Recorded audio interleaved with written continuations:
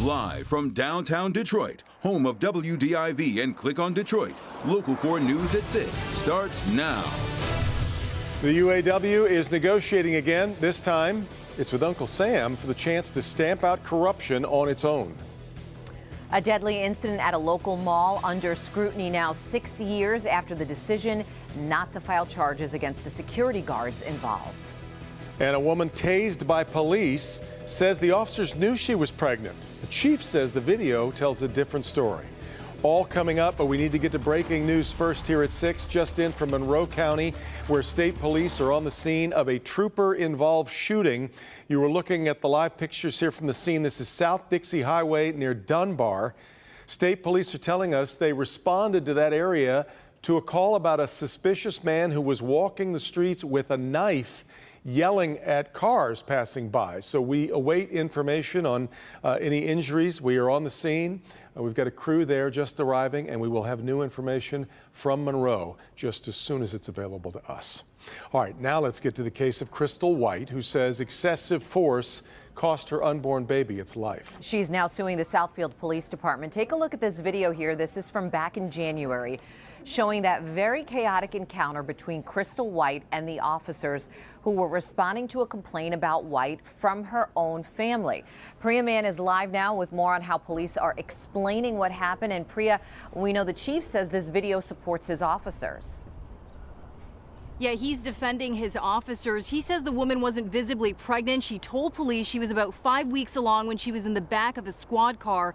And he says that this all led to some very unfortunate events, but he's defending the actions of his officers. Do not get in the car. Southfield police say Crystal White charged at responding officers. Stop walking. I didn't do nothing. Police say she lifted her dress to show she was unarmed and then hit an officer who hit her back. That's when the 38-year-old woman was tased. Jeffrey Feiger is now suing Southfield police for excessive force, saying his client, who was pregnant at the time, lost her baby after being tased. He also says her race played a role in the rough arrest. I don't believe that if this was in Bluefield Hills, a pregnant white woman would be tased on a welfare check. I just don't believe it. Southfield Police Chief Alvin Barron vehemently disagrees with that narrative. When you suggest that we would knowingly tase a pregnant woman, that is awful. When you suggest that we would base our decisions on how we interact with this community based on race, that's also appalling to me. He says White was trying to take her 6-year-old daughter from the home, but she is not the child's guardian, and that White's family told dispatchers the woman suffers from mental health issues and at one point had grabbed a knife. Mrs. White's sister called 911 to report that Mrs. White was trying to attack her, and then their own observations of behavior, the officers made a decision so they could take her for a mental evaluation. And police did not take her to jail that night. They took her to a hospital to be checked out. They have not been placed on leave. Of course, we'll continue to follow this lawsuit as it develops. Reporting live from Southfield, I'm Priya Mann, Local 4. All right. Thank you, Priya. A deadly incident inside Northland Mall back in 2014 is getting new attention in light of the death of George Floyd. Mall security guards held Mackenzie Cochran face down outside a jewelry store after Cochran allegedly threatened to kill someone at the store. Well, Cochran died of asphyxiation after complaining that he couldn't breathe.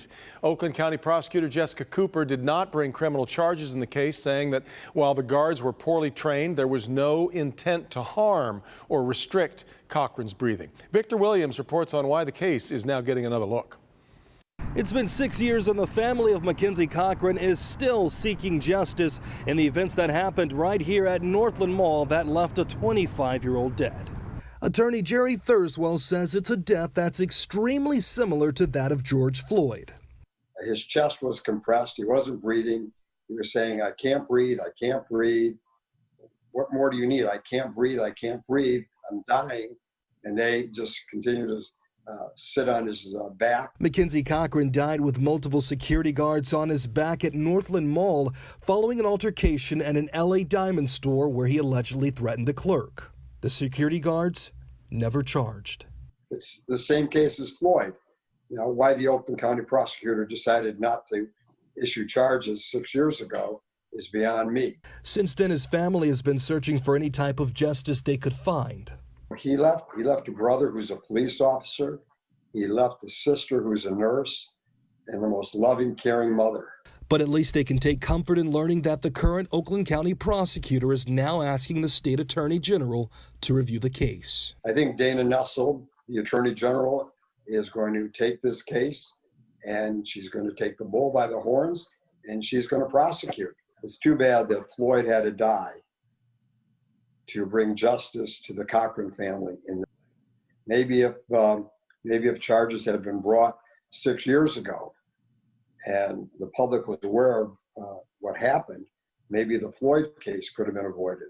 And Attorney Thurswell brought up the phrase justice delayed is justice denied. Well, he says it looks like at least it's not going to be delayed any longer. Victor Williams, Local 4.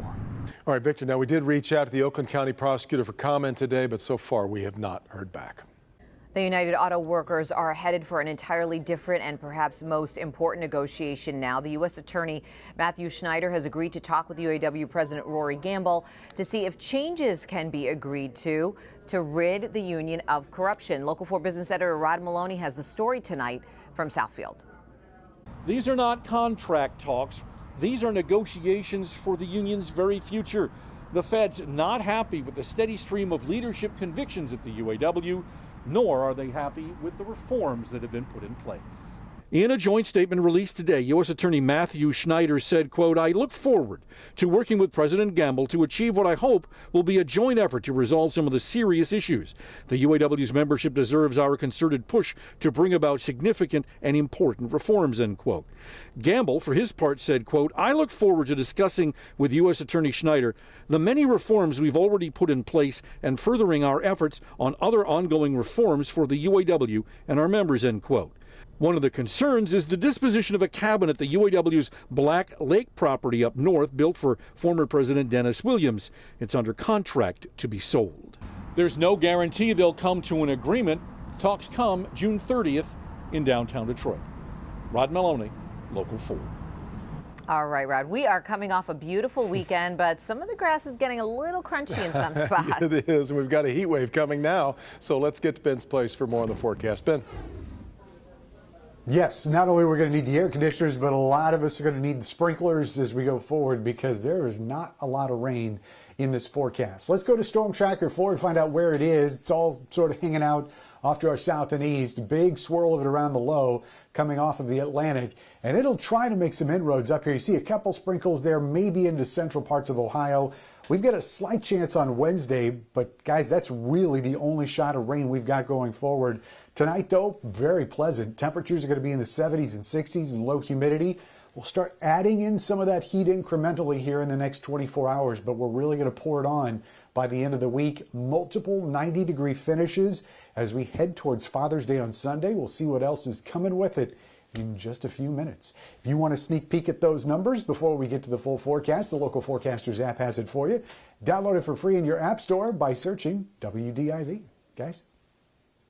All right, Ben, the state's health department has updated its estimates of COVID-related nursing home deaths. It reported 1,947 long-term care residents died, along with 20 staff members during the outbreak. The health department notes that data is self-reported by the nursing facilities. The federal government reporting nearly 2,300 Michigan nursing home residents died during the pandemic, now putting Michigan's total nursing home deaths at 38% of all COVID-19 related deaths.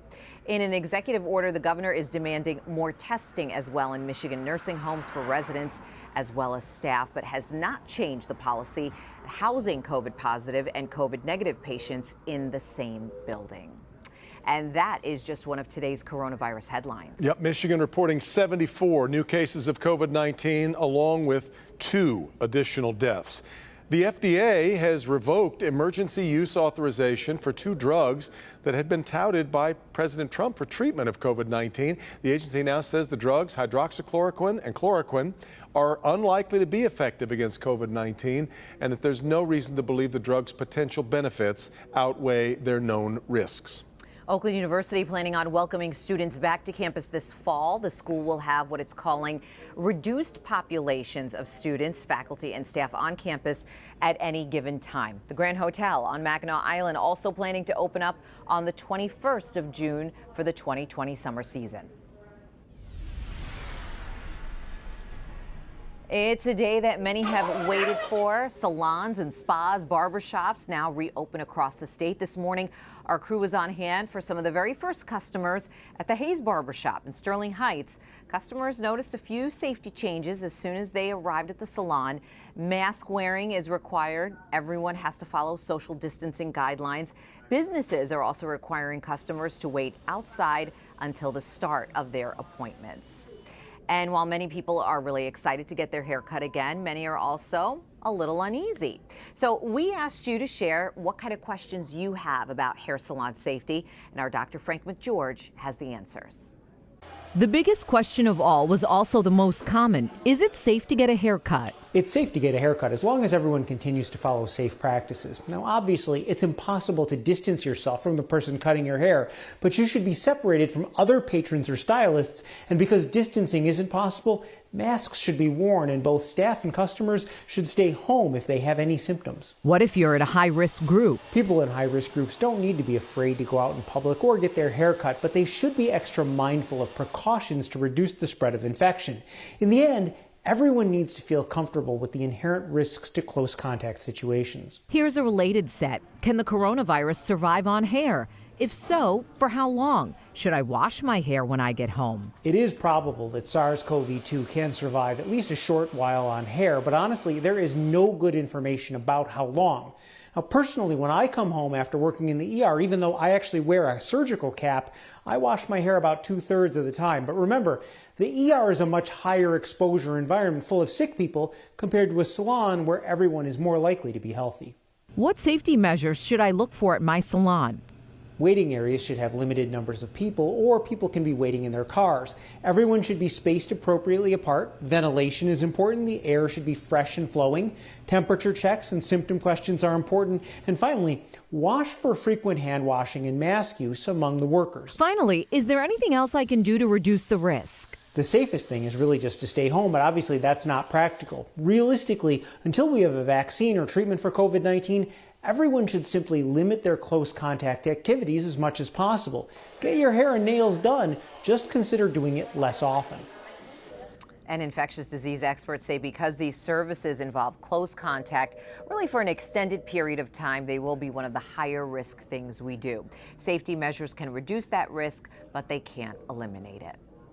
Vice President Mike Pence is set to visit Macomb County this Thursday. He's going to have lunch at Engine House, then take a tour of Chartham Gear Company, which is in Sterling Heights, and he'll deliver remarks at Cassaday Structural Steel before he heads back to Washington, D.C. Kim. New at 6. Bottle returns are back open in grocery stores and people are cashing in. I'll show you how one teenager is using her garage that's filled with cans in order to send herself on a future class trip.